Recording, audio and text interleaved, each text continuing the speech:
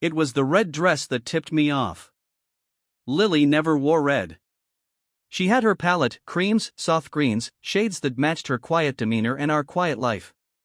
So when she walked in one night wearing a dress so bold it seemed to smolder in the hallway light, I didn't know what to say.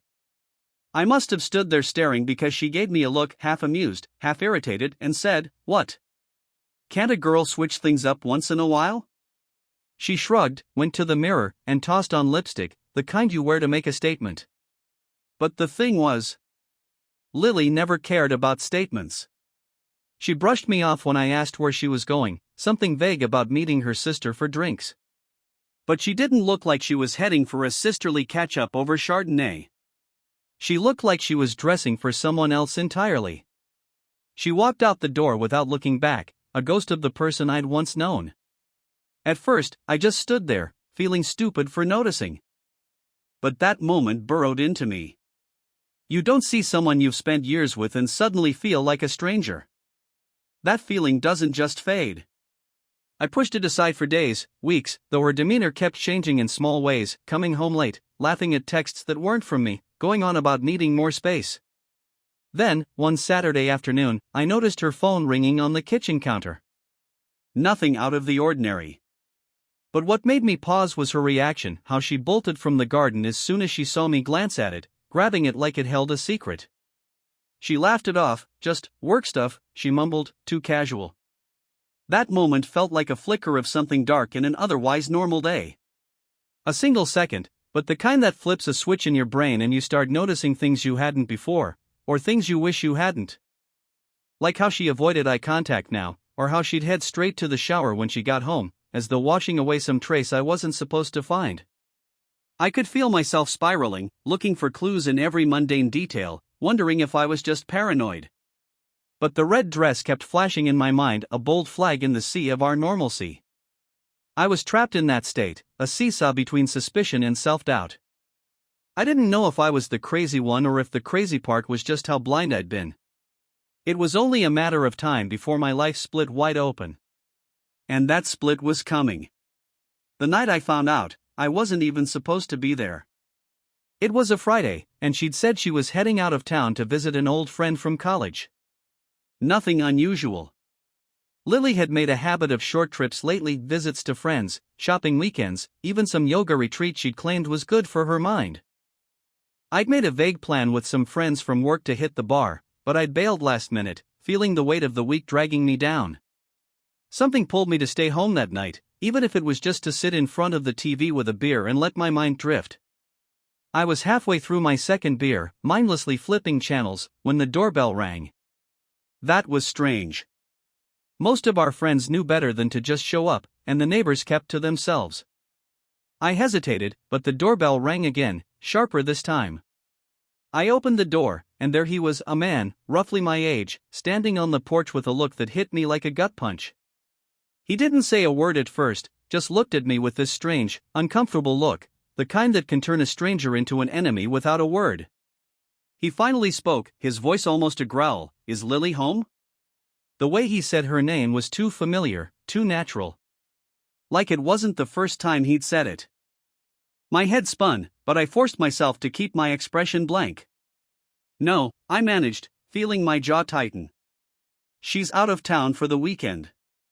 For a second, he just stood there, frowning, then he shook his head slightly, almost like he was annoyed with me. "She told me you'd be gone tonight." The words hung there, poisonous and heavy. My brain fired off 1,000 alarms, but none of them felt real. "I don't know what you're talking about," I said, hearing the strain in my voice. "Who are you?" He just stared at me, sizing me up, and I could see the change in his expression, the slow realization that he'd walked into something he hadn't expected. I didn't know," he muttered, voice lowering. "I didn't know she was lying to me too." Then he said her name again, so calmly, like he was used to it, and a sick, electric shock ran through me. "Lily and we've been seeing each other for almost a year now." I just stood there, unable to move, my stomach turning as his words kept hitting me. Every detail of the past year flashed before me, the late nights, the red dress, the phone she guarded like it was her lifeline. She'd look me in the eye, week after week, pretending that our life was real, that I was all she had. And here was this man, confirming the unthinkable, right on my doorstep. After a pause, he took a deep breath, glancing around like he couldn't stand to look at me. Look. I had no idea she was married. She told me she was separated. I wouldn't have. His words trailed off, but I barely heard them. I felt a strange, quiet rage start to simmer inside me, something cold and hard that replaced the shock. My voice came out low and tight. Get off my porch, I said, not even looking at him. I couldn't stand the sight of him. And without another word, I closed the door. The silence in the house was thick, almost oppressive. I stood there, my fists clenched, feeling an anger that was as raw as it was unexpected. I'd always thought I knew her, believed in her. Now, I was standing in the ruins of that certainty, and every memory felt twisted, like it had never belonged to me at all. I didn't know what I'd do next, but I knew one thing for sure: Lily wouldn't get away with this. I didn't sleep that night. I didn't even try. The hours stretched, everyone pulling me tighter. I sat in the living room, just waiting for the morning, for her. I didn't plan what I'd say, I knew that would crumble the second I saw her. But I was sure of one thing: I'd hear her out, I'd let her talk, and then I'd watch her lie until she couldn't anymore. The sun was up by the time her car pulled into the driveway. I watched her get out, looking calm, hair brushed back, not a care in the world. She even checked her reflection in the side mirror before heading up to the door, like she didn't have a husband inside about to tear her world apart. When she came through the door, she didn't notice me at first, just went about dropping her bag on the table, taking off her shoes. I was right there, watching her, letting her take her time until she finally looked up, startled to see me standing in the hall. She tried to smile. "Oh, I thought you had plans last night," she said, her voice just a touch too bright. "Plans changed," I said, my voice cold. I didn't smile back. I saw her tense up, her gaze flickering, looking for some cue, some way to read me. She didn't know what was coming, and I enjoyed that small advantage. "So," I said, crossing my arms, "how was your trip?" She hesitated, just a fraction of a second, but I saw it. It was good. Relaxing. "I told you, just needed a little time with Clara." "Clara?" I repeated, my tone sharper than I intended. I could see her freeze, just a flash in her eyes as if she knew she was treading on thin ice. "Yes, you know, Clara. I've told you about her." She tried to keep her voice steady, casual, but I could tell she sensed I wasn't buying it. I kept my face blank, letting her stew in it for a second. "And where were you really, Lily?" I said, watching her face carefully. She blinked, face paling just slightly, but she tried to stay calm. "I don't know what you're talking about." "I told you, I was with Clara." But her voice was losing its edge, sounding more defensive than convincing. I held her gaze, not saying a word, and watched her struggle to keep her story intact. "Do you know a guy who would think otherwise?" I asked, my voice low. Her face changed immediately, her mouth slightly open, eyes darting around the room as though the words were a weapon I'd just thrown at her. What guy?" she stammered, trying to hide the panic building under her calm front. "The guy who showed up here last night. The guy who thought you were separated," I said, each word like a punch, knocking down the last of her pretense. "The guy you've been seeing for the past year." Her face went pale. She tried to say something, but it came out as a breath, her hands shaking slightly as she clutched her bag. She looked away, the guilt written plainly across her face now, and I watched her struggle to find words. "It's not what you think," she finally managed, voice barely above a whisper. I couldn't help it, I let out a laugh, short and bitter. "Not what I think. Lily, he came to our house, asking for you. He knew your name. He thought you'd be here alone." She looked back at me, eyes wide with desperation. "It just happened. It was a mistake. I didn't plan any of it. It wasn't supposed to mean anything." I felt my chest tighten, my anger rising like fire, her words so cheap, so hollow. "Didn't mean anything? A year, Lily. You've been lying to my face, sneaking around, coming home to me and acting like everything was fine. Was that just part of the mistake too?"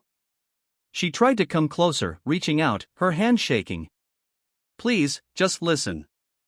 I wasn't happy, okay? You were always so busy, and I felt like I didn't exist to you anymore. I needed something. I know it was wrong, but I was lonely. I took a step back, refusing to let her touch me. You felt lonely? I said, my voice hard.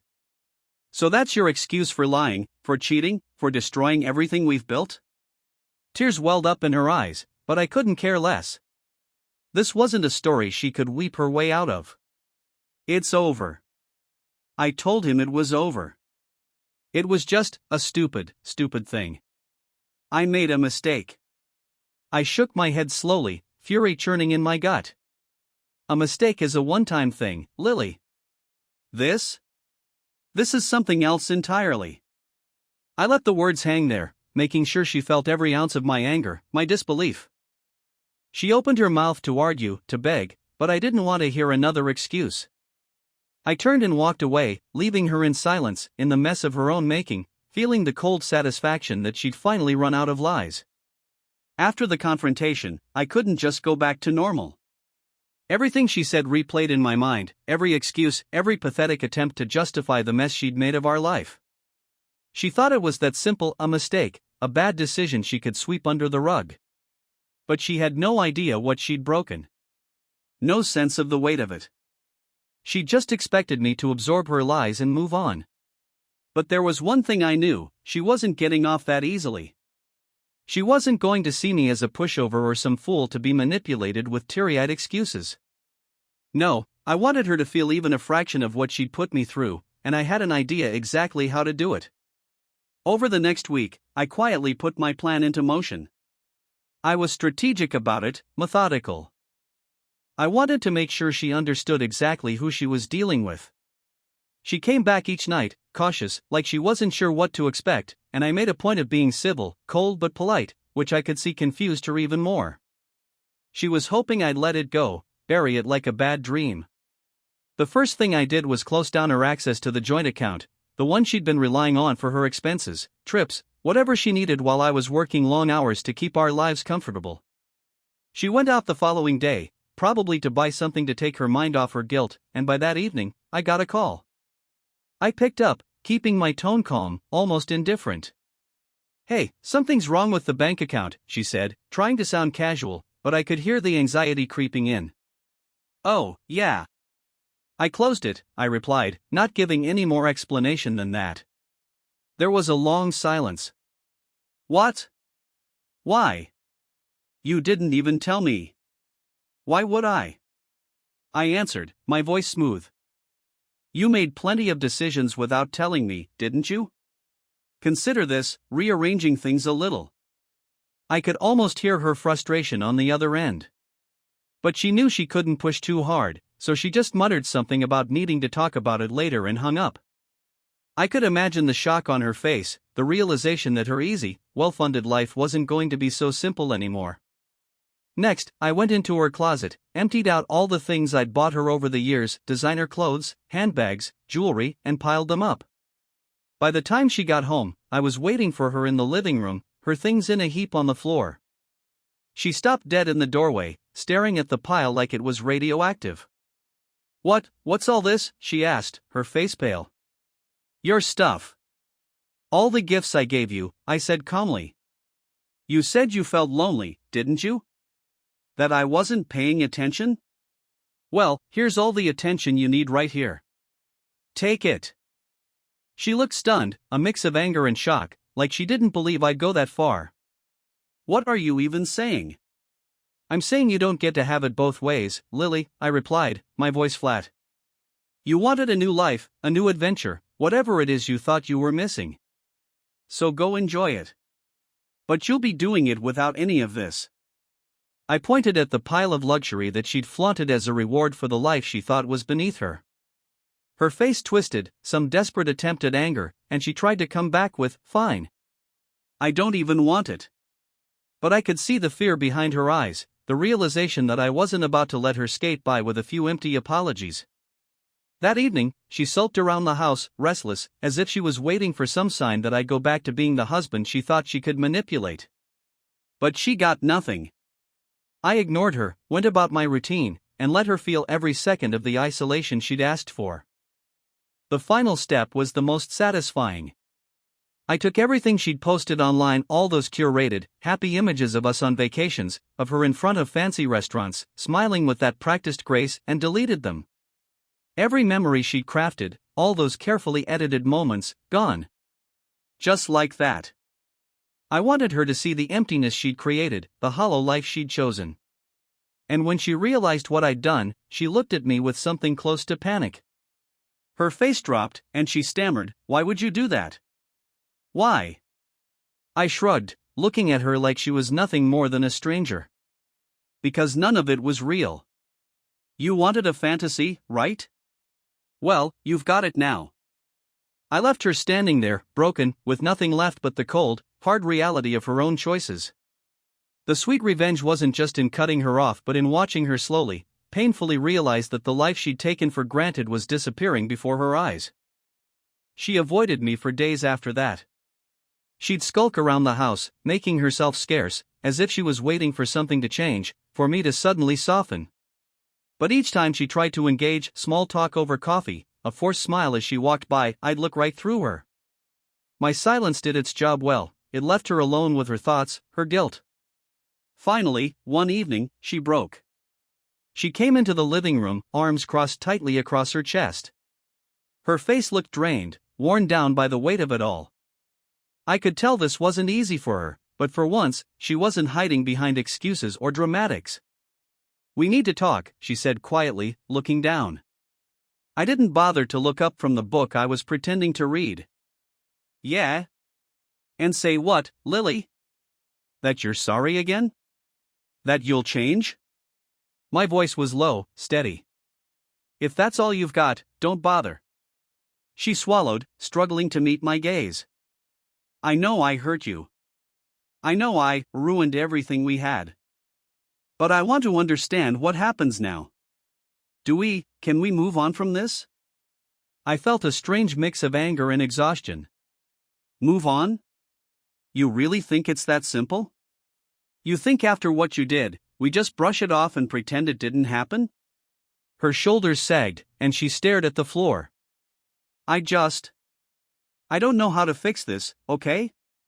I made a mistake. A mistake? I cut her off, setting my book aside, leaning forward. No, a mistake is an impulse, a moment you regret. You lived a lie for a year. You came home to me night after night, played your part, and lied right to my face. This wasn't a slip-up, Lily. It was a whole other life. Her face crumpled, and I saw her fighting back tears. But for once, I felt nothing, no sympathy, no desire to ease her guilt. She'd done this, and I wanted her to face it. "I'm sorry," she said, her voice shaking. "I know that doesn't change anything. But I'm willing to do whatever it takes to make things right. Therapy, counseling, anything. Just, please, don't throw this away." I laughed, bitter and cold. Throw this away? I'm not the one who threw it away, Lily. That was you. And now you want me to put it all back together for you, to carry the weight of your decisions? She looked desperate, like she was grasping at straws. You have to admit, we were drifting. We were barely talking anymore. I thought I was just filling the void.